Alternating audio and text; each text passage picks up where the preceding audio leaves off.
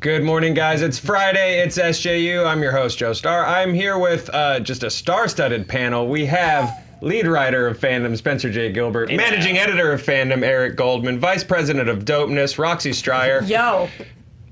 I thought we weren't going to mention the hat. I didn't mention it. You said dopeness. Okay, Yo's dope. That's with or without the hat. That's her job. She would have said that I'm anyway. going to keep switching it back and forth throughout, though. Please do it sideways at one point. Oh, yeah. That's what's up. And my official job title here, Only real Joe. 90s kids. only real 90s kids would know. And React. Guys, we're talking Toy Story 4 is coming out next weekend. It's good, apparently. Our own Dan Merle soothed all of our fears and really liked it. Make sure you watch his review from yesterday. I don't know why yesterday is to my left.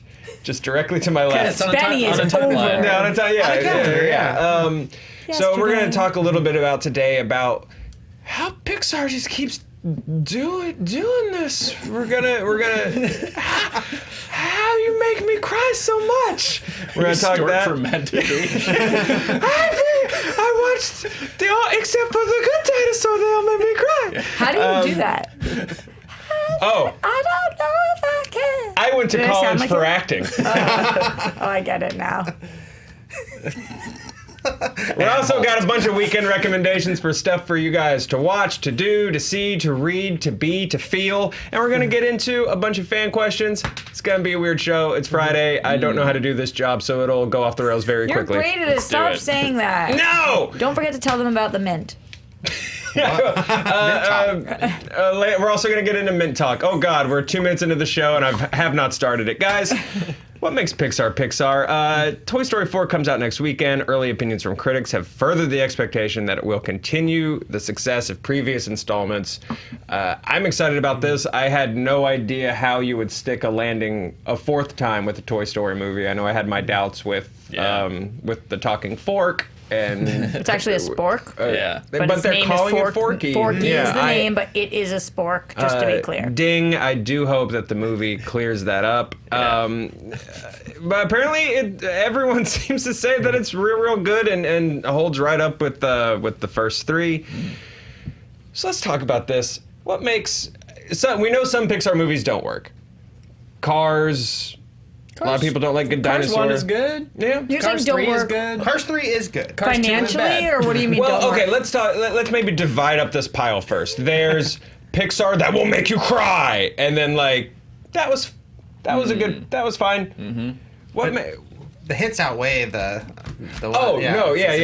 Batting average is very high. Yeah, but what's interesting is that some of my least favorite Pixar movies are some other people's favorite Pixar movies. Surprise, surprise. But there's some of them... You are an enigma. Yeah, there's some of them, though, where I'm like, is everybody loving this because it's a Pixar movie, or you actually love this movie? Examples. Okay, well, this is where the hate's going to come in, so Tight. hold on. I gotta rotate a little bit. Word. So, I'm not a huge Wally girl. That's fine. And more so than that, not a big Finding Nemo girl. So those get me a lot of hate, but I just wonder if it's, I don't know. I think that the Pixar movies I love, I think are the best movies of all time. The ones that work for me. But some of them I think are highly overrated. Well, I mean, just Eric, like what you said, is their batting average is so high because you look at any one studio, or I don't even know how you describe Pixar because it's sort of a cinematic universe, Right. and they sort of are related, but the crossovers are like Easter eggs. But nobody has as high a track record as them, and I think that they do things a little differently in their process that other movie studios don't do, where all their movies are kind of siloed off. Like you hire a screenwriter, they go off and they write something, and they turn it in and they don't like it, so they give it to another screenwriter who goes off and writes it. But Pixar is all about story and collaboration, and story and story and story and collaboration. Like it all gets What about story? also story. I forgot to add story. Like all of their stuff is workshopped by for sometimes years. Before they're even done with like an outline, before it even gets to like a first draft. And then unlike a lot of other animation companies where you're like really locked in, once you have a script, like they will reanimate stuff if the story's not working. They don't get all the way to like the final render, but they do these kind of like motion comic versions of that. Which would be horrifying to watch, I bet. Probably horrifying. Yeah. Well, I don't know. They've got some talented artists there. They're willing to stop and take their time and not release the movie until it's ready, no matter how much it costs and how annoying it is to reanimate stuff. So I don't think places are willing to put that kind kind of care and attention in their films. Would you say that they stop, collaborate, and listen? That's our show. All right, it's been good. As the VP of dopeness, it is. It really is a testament to sort of pushing art by collaboration. Because I mean, some of them, they've got sort of I say infamous, but I shouldn't use that word. But yeah, they've changed like drastically, just like a year out from release. Toy Story 2, I know, Ratatouille, Good Dinosaur. 2 out of those 3 worked really well, by doing that. And also, it's just like you look at like Wally's not one of my favorites, for instance, right? But just the fact that they were so ballsy that they would do, like, is it the first third of the movie that's, like, dialogue-free? And just, like, things that you just, I think it's only 17-ish minutes. It could be longer than that. Yeah. I mean, it's just stuff that you just wouldn't see them do in another kids movie or another studio where I think they're very, like, they're just so afraid of losing the attention span of people, especially kids. Yeah, they don't play it safe. They don't play it safe, and it feels like legitimately, like, art, which is hard to do, like, especially because a lot of kids' movies are so gag-driven. Even if they're funny, it's just like joke. But Pixar, they're funny too, but you feel like, oh, no, but they'll take their time. They'll have these character moments that don't feel fake. It's a really hard thing to pull off, but somehow they keep doing it. Well, what goes on the cold, calculated, let's make sure this works? Like, what's on that checklist of if Pixar's like, is it doing this? Is it not? I mean, again, I think it's just... Are there tropes? It's... family friendly. Road trip. I mean... a road trip, a big chase at the end. Kind of like tearjerker. Opposites getting paired up. But I think that, like... left out, outcast.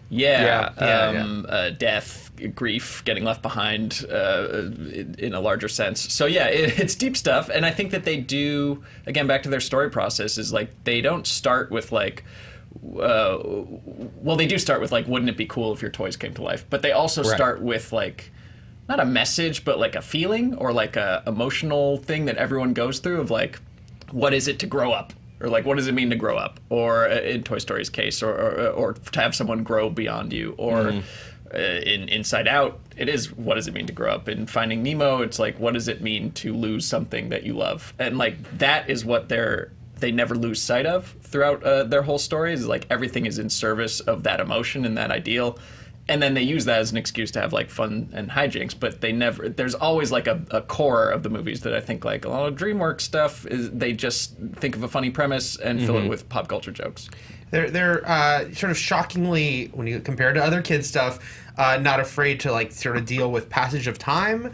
The fact that like the Toy Story, especially Toy Story 3, obviously, having Andy grow up and be like, it's time for him to change. And then also Cars 3, which is the only Cars movie that I really feel feels like fully Pixar. But the fact that Cars 3 is basically takes Lightning McQueen and is like, he's like, I'm past my prime now, and maybe it's time for the next generation. Is that something animated movies almost ever do, especially with like beloved franchise characters that sell a lot of toys, is be like, maybe he's aging now, it's just stuff like that just really stands out. And then Up, obviously the first 10 minutes of Up that are just like destroy you. Gut-wrenching. And I think that what they do such a great job at is having the movies affect you differently at different phases of your life. Because if you watch Toy Story as a kid and you rewatch it, you take completely different things from it. You're relating to different moments. Same thing with like something like Up, where I think that that was my mug. That was maybe What was the source of that? I hope they heard that. Never reveal it on camera. Yo, that's dope. It's just in here now. What does it say under the hat? So anyway, I just think that that's something also that they have managed to do. It's almost like they sit in a room and they think, okay, what will 5-year-olds take from this? But what will 20-year-olds take? And then what will 60-year-olds take? And they try to make sure that everybody feels something and can relate in some way or is connected. And I think that that's why the majority of these movies really do work. A lot of people walk out of Pixar movies and they're like, you hear people throw out the word manipulative a lot, like they're emotionally manipulative. What's the difference? Are they, for one thing? And then, like, what's the difference between we're just good at digging emotions out of you and emotionally manipulative? Yeah, I don't know what you expect if you come out of a movie feeling things that you've been manipulated. Yeah, if you can see the strings, like, then they're doing a bad job, but every story is manipulating the way you're feeling. Yeah, like, I don't get that criticism. It's manipulative in a positive way. Like, so my wife won't mind me saying this because she owns it. She doesn't like feeling sad very much with movies. Like, so, and Pixar is hard for her because she'd much rather just be like, everything's happy. She'll usually have me see Pixar movies before her, be like, okay, what do I need to be ready for? But like Coco, for instance, it's like, again, it's like about like death and, you know, dealing with the loss of loved ones.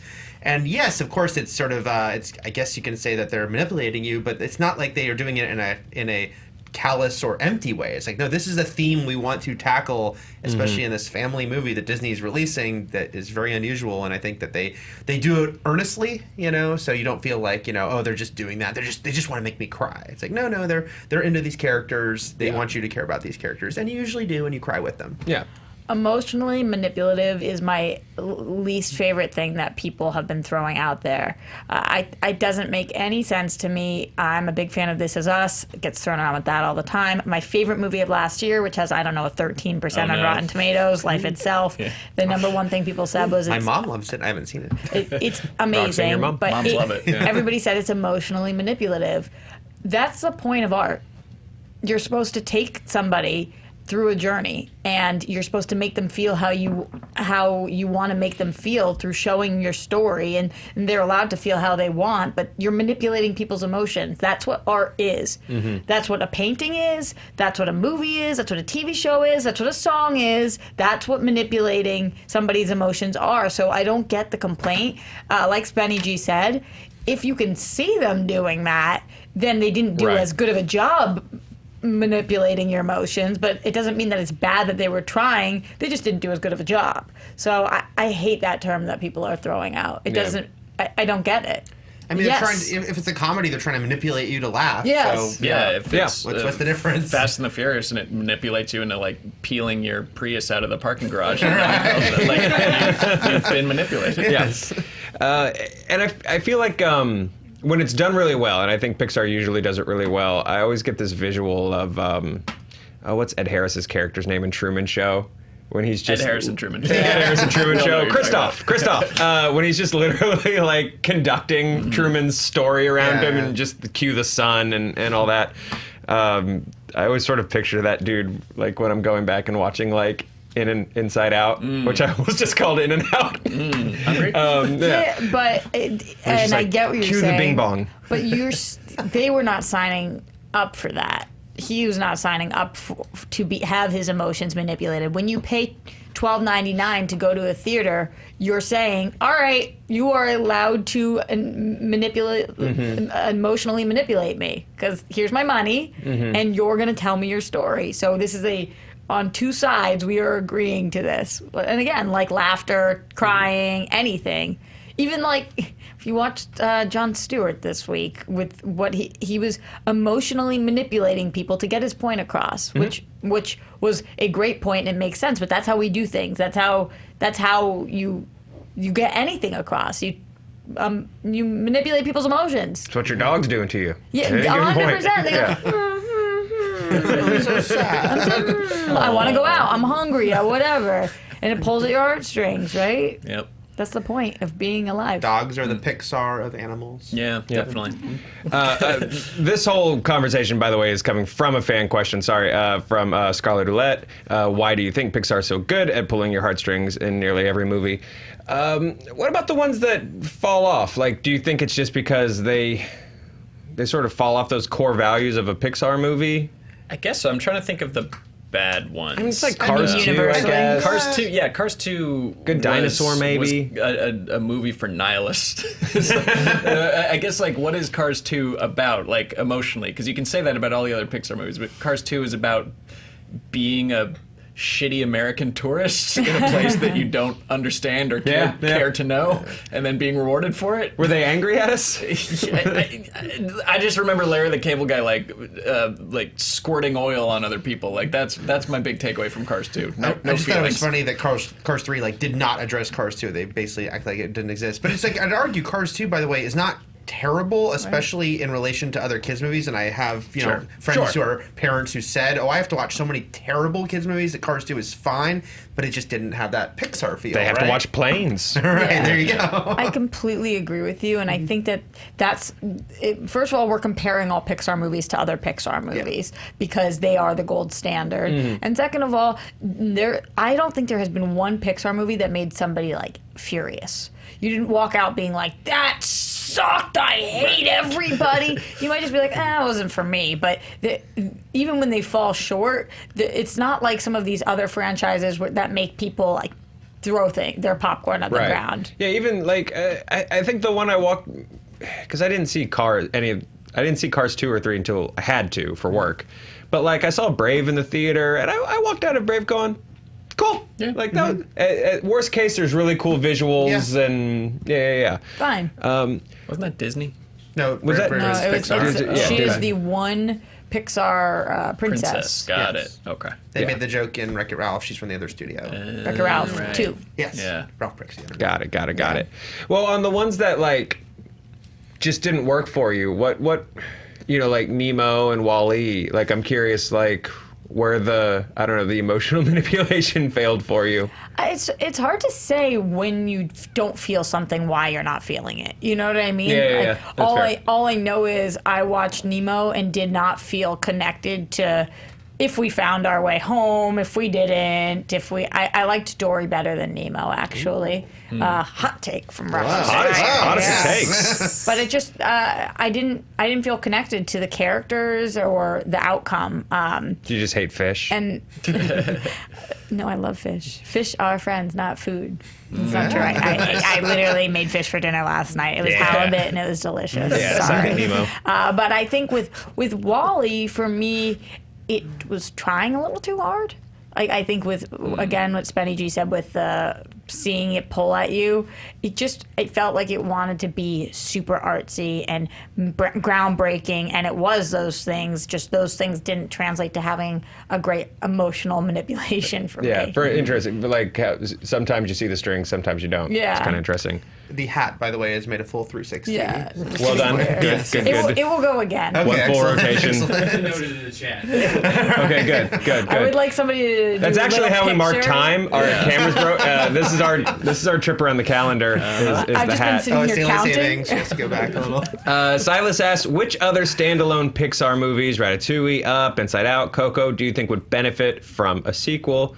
/ You guys rock. Thank you, Silas. Aw. You rock. They literally named my favorite Pixar movies in that list, other than Toy Story, which got a sequel, and then a sequel to the sequel, and then a sequel to that sequel. I think that you could definitely do one for Inside Out. Mm-hmm.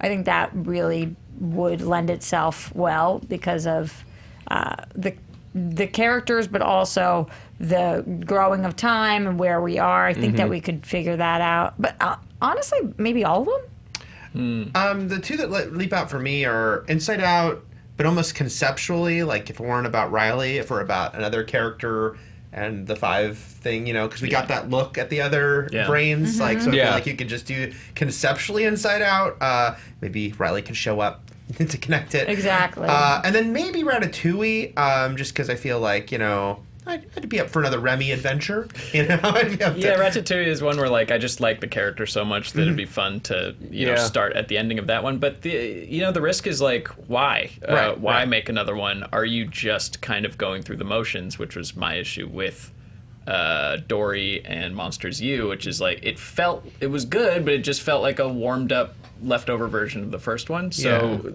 I love that they make original movies when they can, when they're not mandated to make sequels. Do you feel that way about Toy Story?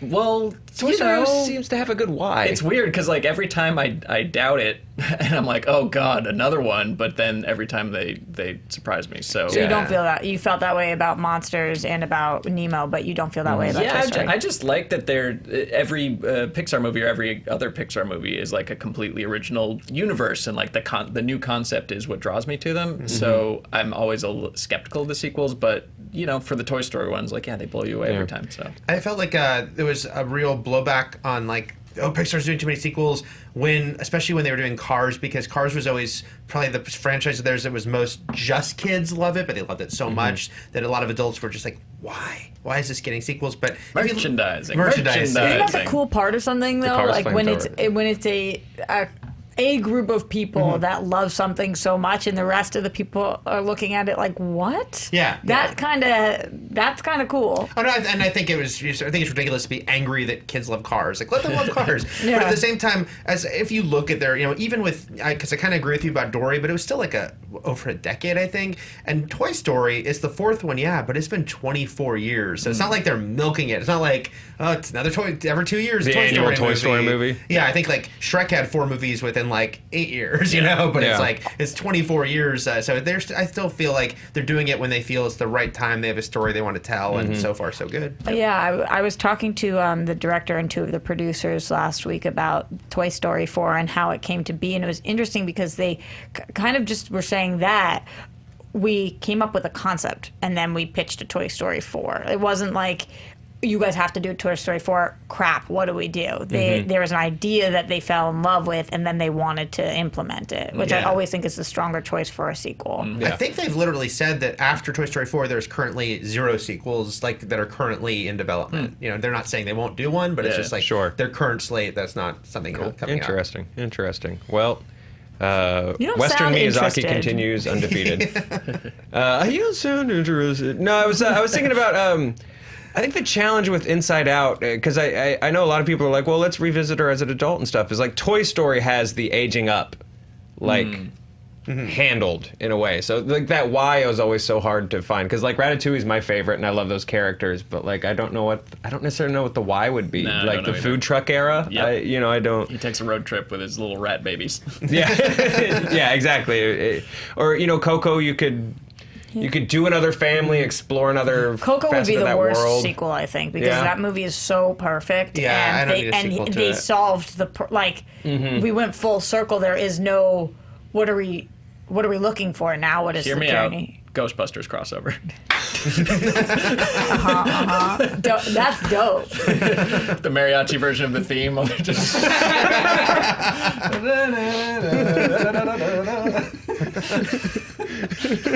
Somebody out there is going to run with Two in the box, ready to go. And the kid's like, that was my dad. But not ridiculous, but in actual Pixar verse.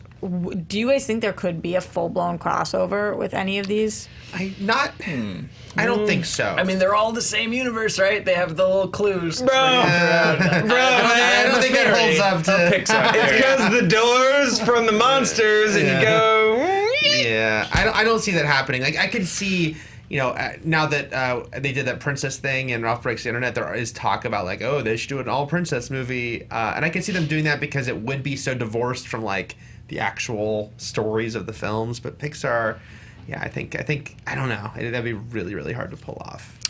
Yeah, I think Disney can wink at itself, but there's something weird about Pixar being like, here's a ton of integrity, and then we're gonna like look at the camera and go, but what if? Right. And then like Ratatouille sits on Mater's head and drives him with His name is Remy, not Ratatouille. Oh, sorry, you're right. Yeah. I just retweeted the other day. Someone My apologies. said, no, because there was a funny tweet that said, Ratatouille is not the rat's name, is the modern Frankenstein is not the monster's name. Yeah. It's no, you're right. It is Dr. Ratatouille.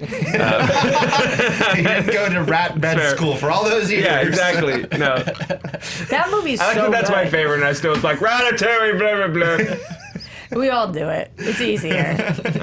I'm a dumb Fluffy You're Pro. not. I am Roxy. Let me have this. Fluffy mint, Pro the asks, with the Toy Story 4 review up, what was your favorite childhood toy? Did you ever lose or break a toy?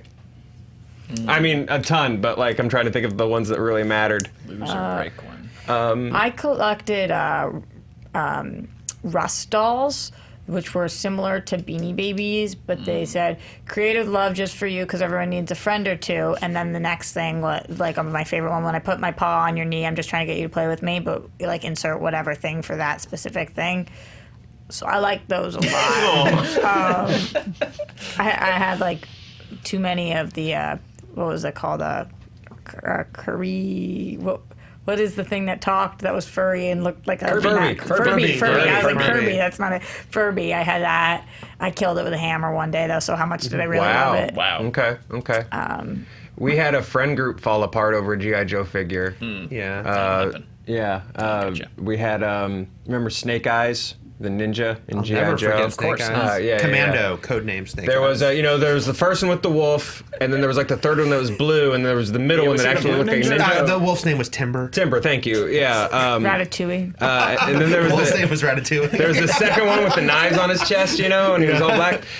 We called that one Middle Snake Eyes. One guy had it, and one day it vanished, and like everyone blamed each other, and we went full Avengers Civil War, and just never looked like to this day. Like Don't when speak. we reconnected on Facebook, and someone was like, "Can someone come clean on Snake Eyes?" And like no one would. I have no idea. It wasn't me. I don't know. I have a similar story. You want to hear something super traumatic?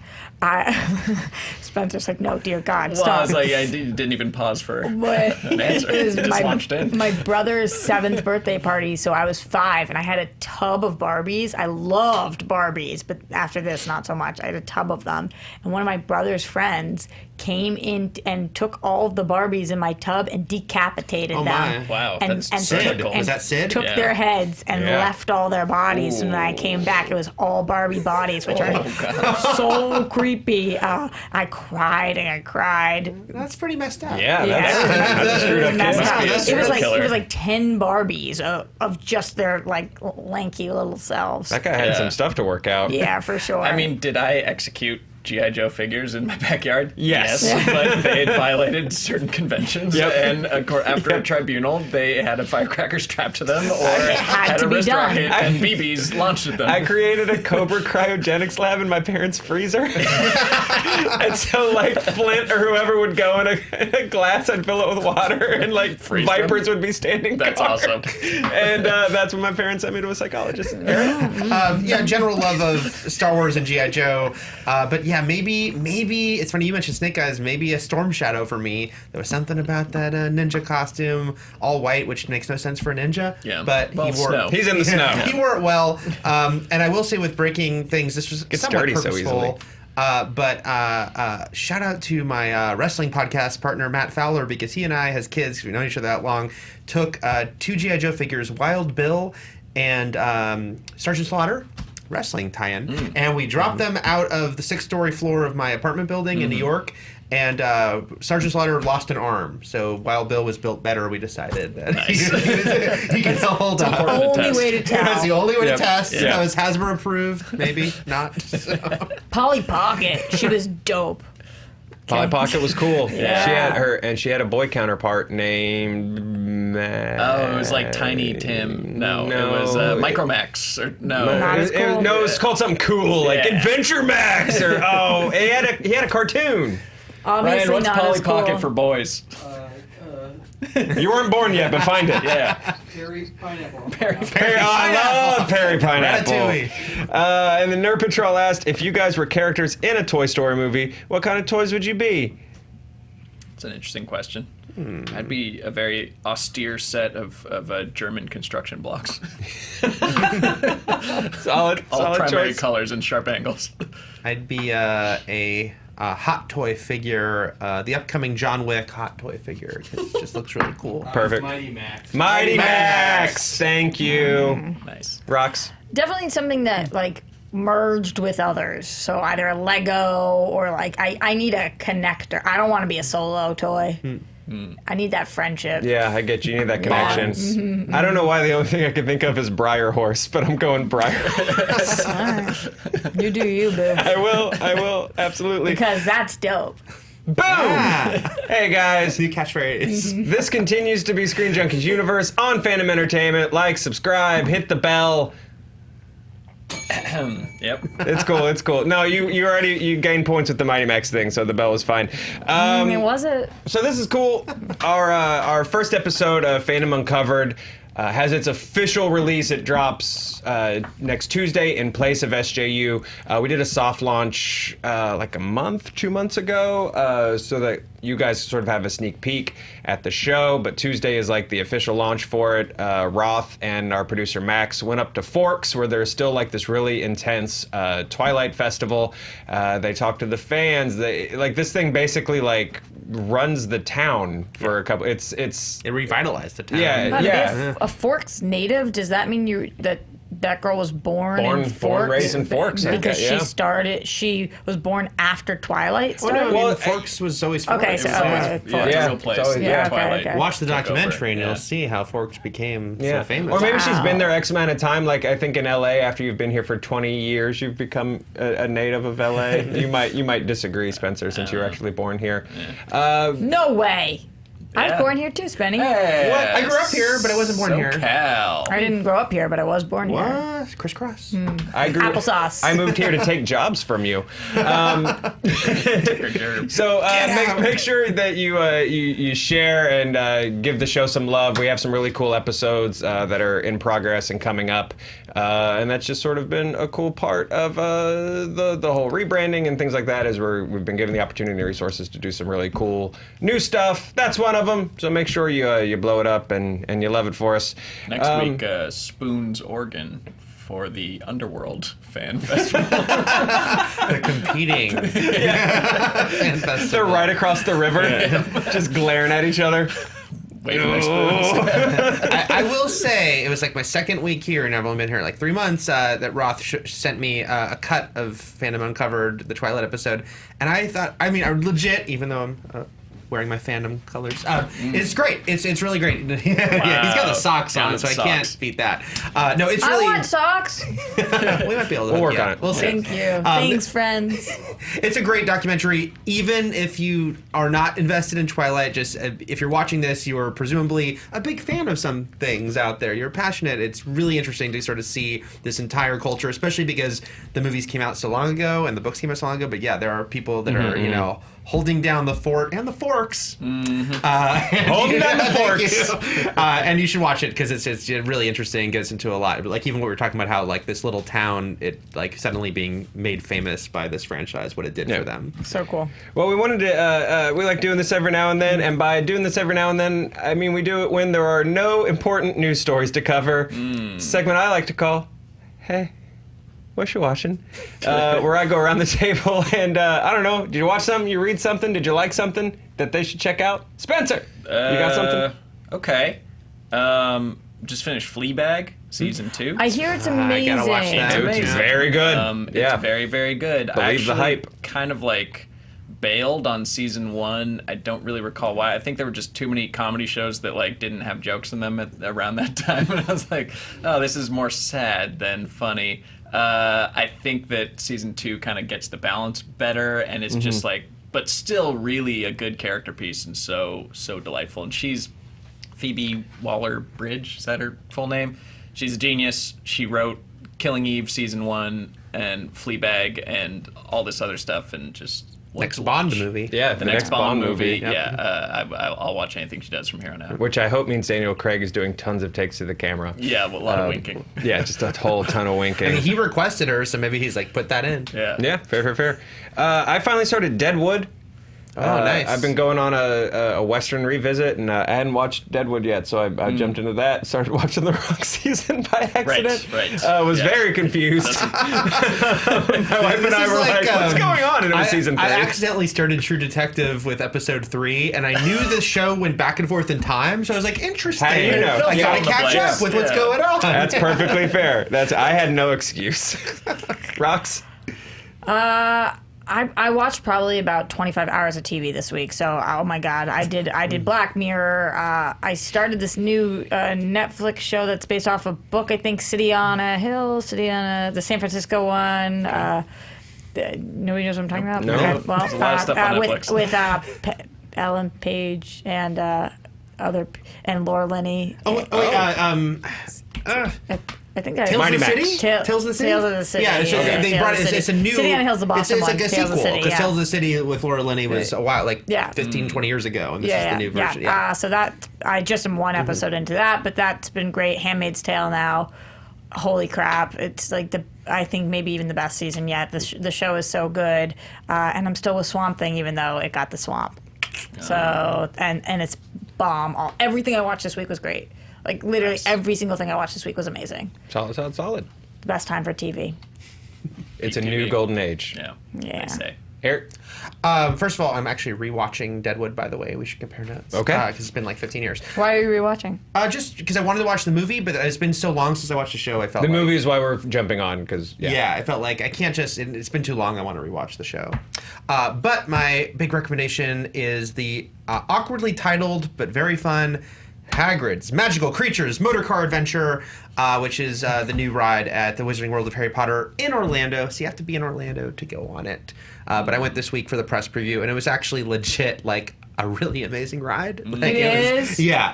Can you tell me about it? It's because you're like, that's your fandom. I'm Kinda. quite a you're theme park junkie. Yeah. It's a coaster, and you're riding on the motorcycle and sidecar, has made famous by the books and films. But it's not just a coaster because it actually has like story elements, and there's animatronics of a lot of the creatures and of Hagrid himself.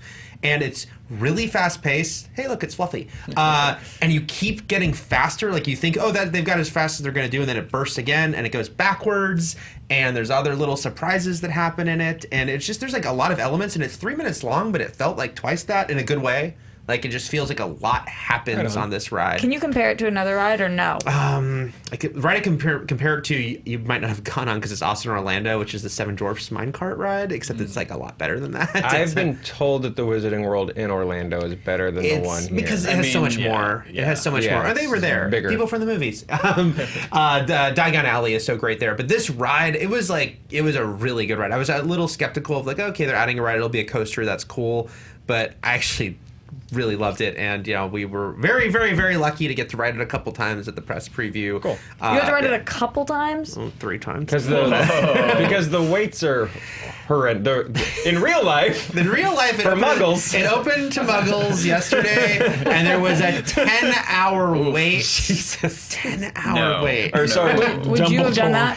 No. No. Do you think it's worth a 10-hour wait? Nothing is worth a 10-hour. I mean, as much as I love theme parks, as much as I love theme park rides, I cannot conceive of waiting 10 hours to do any ride. So don't go during the 10-hour wait period. Hopefully that will calm down. Give it some time. Give it some time. But I actually think, it's like, especially it had been like a few years since they'd done like a big new addition there, and I feel like they felt like they had to deliver, and they really did. So. Should people, and you've all been to the Wizarding World, I think, in general. LA version? Here, yeah. Should people wait until it's cold out? Because I always associate Harry Potter with like snow and Christmas and jackets. Sure, Is yeah. it weird in the summer? They legit put snow-capped buildings in Hogsmeade, so of course that is weird when you're in Orlando and it's humid and hot and you're sticky. I just and realized sweaty. there's no way to go when it's cold in But Orlando. in Orlando, you can't go when it's cold. I did go when it's February, and it was like I didn't have to wear. It was like felt comfortable. Okay. You know, but you're never gonna actually be like, oh, it's cold out. You know. I will give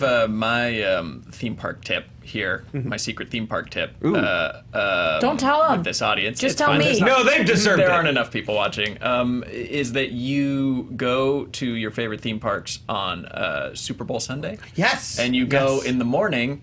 You're back by kickoff, baby. The game doesn't start till 3:30. You show up at the park at 10, 11. It's empty. No way. It's only tourists. There's no one local. It's just like European people who watch the wrong football. So- and then you go and do every single ride, and you're back in time for the Super Bowl. It's great. I did Disneyland. I did Magic Mountain. All of them. Wait, you can do the whole theme park in what is it? I mean, Open at what? 8 and you leave It's like it 6 hours. Yeah. And- So this failed for me for Disneyland this year. It was crowded, but Six Flags, I've heard it's like 100%. Like, if you go to Six Flags, You went to Disney this year on Super Bowl Sunday, and it didn't work. It was not horribly crowded, but there was like still a pretty good amount of people there. But You lied to me, Sven. But I've been told. But I've been told. I had a Magic, great but I've been told experience. Magic I got Mountain. the pass though, the like fast pass. Right, yeah. That's always a good one to have. But I hear Magic Mountain though, yeah, like that's the day to go. Magic Mountain is our local Six Flags, but if you have a Six Flags near you, go on Super Bowl Sunday, and you will be very happy. Anytime I've gone to Disney, it's with like a super fan who's like they're like, we're gonna get these 6 fast passes first, and then we're gonna go to this. Yeah, that's me. And on one hand, like on one hand, like I appreciate the plan and the strategy, and then on the other hand, I'm like, is this fun? I don't know. It's a little, like I will say, because we went to Florida last September, my wife and I, with friends of ours, and they've never been, and who knows when they'll go back. So we're like, okay, we got to make sure they see everything. It was a little, like I'm like, maybe we should have been a little less, ambitious, because after 6 days of doing that, 6 days, because wow. we did the 4 main Disney parks and the 2 Universal ones, but you were just wiped. When you were trying to like, we got to do them all. We got to hit the beginning of the day, get all these cool rides. So yeah, maybe slower and steady is You the way want to to do it. wander. Yeah. I like the people you're going with, because the people that I'm going with are like, okay, so now that they have metal detectors, how are we going to get in our little nips of booze? And because we can't drink that in the Disney park, we got to make sure we're transferring into bottles. Got to California hide Adventure, that. baby, get loaded there, and then That's walk right. over. Totally, but those are Epcot so in Orlando. sugary, and you don't want to have that hangover at the nighttime, and they don't just do shots, so that's what Universal's good for. Yeah. It's really funny going to Epcot, because Epcot, so many people like go there to drink, and it's like, how a lot of groups wear like group shirts at Disney if it's their vacation, like Yes. there's no Yeah. family vacation, but it's Disney font. Like I went to Epcot last week, and it's like people had shirts. They're like here to get drunk, but it's like the Disney D. They're just walking. I was like, all right, that's your Epcot experience. their Man. own. To each Yep. their own. Sometime we don't have time to talk about it today, but sometime I want to get your perspective on the weird drama between the Disney social clubs. Yeah, Oh, no, yeah, no, like but the I imagine motorcycle it's club like thing. Yeah, the it's motorcycle like club thing. Warriors, Yeah. Sons of Anakin. That's my favorite. I don't name. know what you're talking about. I know It's a whole If thing. you walk around Disneyland, you will see what look like Sons of Anarchy motorcycle gangs, but it's Disney. Like it's a whole thing. There's a whole. They gear up to go to the park. Yeah, We they've got better the be leather doing vests. Fandom Uncovered for that. Yeah, If oh, not, yeah. Why, why do we even have this series? That's a great Why do we have idea. this You're series? absolutely right. Oh. Yeah. Let's I, do Text it. off. I have a season pass. I'm at Disney all the time. I don't know what you guys Really? are talking about. Oh wow. It's a thing. Yeah, we were just riding It's a on the real tram thing. when we were looking at. It was Wow. like one of the Captain Hook's group. I can't remember their name exactly, but yeah. It's like just a biker dude, but he's got like animated Peter Pan Captain Hook. On the And they back of have his real vest. beef apparently And with there's each some- other. yeah. Hamza asked, we'll do this one and then we'll close out today and we'll do the rest of them later in the week. Hamza asked, do you guys have a guilty pleasure movie? I.e. movie, it's not the greatest, but you love to watch it anyway. For him, it's the G.I. Joe movies. G.I. Joe is what my bar mitzvah taught me about. They control the banks. That's the working title for Inglourious Bastards, actually. It's alternate history. G.I. Joe beat Hitler. For my next trick, I will still not know the difference between my Gareths. Greatest guilty pleasure movies. I don't know. I don't feel too much guilt about liking. Yeah, I never do. I like a Movies, lot of like, garbage, and I yeah. don't care. You know what you're looking at right now. I tell you. Yeah, I you're the mean, queen of it. Yeah. every Queen of movie. garbage. Every movie I love is a movie that somebody VP of else. dopeness. Yeah. The Lady of Filth. I guess like the ones though that are so that people like hate. I mean, Sex and the City too. Everything. No, though. revel in Yeah. your trash. Yeah. Thank you. That's That's dope. I like a lot of, I guess, bad movies, especially because I'm a big horror fan, and it means I like a lot of like cheap, bad but great horror movies. Look, I'm wearing a T-shirt right now with 8 Friday 13th movies because I did a marathon overnight of watching 8 Friday 13th movies. Is Friday 13th Part 3 a great movie? No. Have I watched it 20 times? So many times. Yes. Yeah. If you love a series like that, you're gonna love the warts and all. You're gonna love the ones that are not great quality, but there's still wonderful things about them. They say if you love something, let it go. Can't do that. No. Can't do that with Jason. This table. Yeah, we're here for a reason. Also, I've never understood that saying. What a moron. Yeah, don't let it go. Well, it's the test of if it comes back. I get it. But that's also really tempting fate. Yeah, right. You don't know what's How going to about if you happen. love If you love something, something, you choke the treat it life out really of it. well Yeah, and exactly. you keep it Oh, forever. yeah, or that. Yeah. Smother it. Anyway, No, I just Joe, any completely guilty lied. pleasures? Yeah. I watch like No, almost exclusively garbage, and I never feel guilty about it. The Golden Child, Eddie Murphy's The Golden Child, is probably on the low end of the hot garbage that I adore. Any movie where a child gets an occupation that they should not otherwise have, whether it be baseball player or ninja or millionaire. Secret agent. Great genre. Yeah. It's just Vigilante a solid, thwarting. Yeah, exactly. Solid genre. Yeah, I like a lot of trash. Don't feel guilty about your trash, kids. Yeah. No. Love your trash. Yeah, love your trash. Unless it's actual trash, and then you're a hoarder. And that's bad. I watch Hoarders on yeah. A&E. That's great. Great guilty pleasure. Not a movie, Joe. Follow instructions. Yeah, you're right. That's which I don't do. There's another reason why I'm also at this job and not like a real one. Don't say that. And also, is anybody going to compliment me for the second time around? Oh, man. Well done. It's been noted. Nice. Okay, Nicely good. done. Well, Nicely and done. again- And you timed it well? No, that's good. Guys, we've Chicky was come to... blowing a kiss to my camera, and then you cut to the wide, so the time was so. Wait, Now Give it's me a over. chance. It's done. Hey. That's dope. Roxy died on the way to her home planet. Guys, Roxy's hat has completed 2 revolutions around the sun, and that As was means prophesized. it's time to end the show. Thank you guys for watching. Have a great weekend. We'll see you Monday right here on SJU. Bye.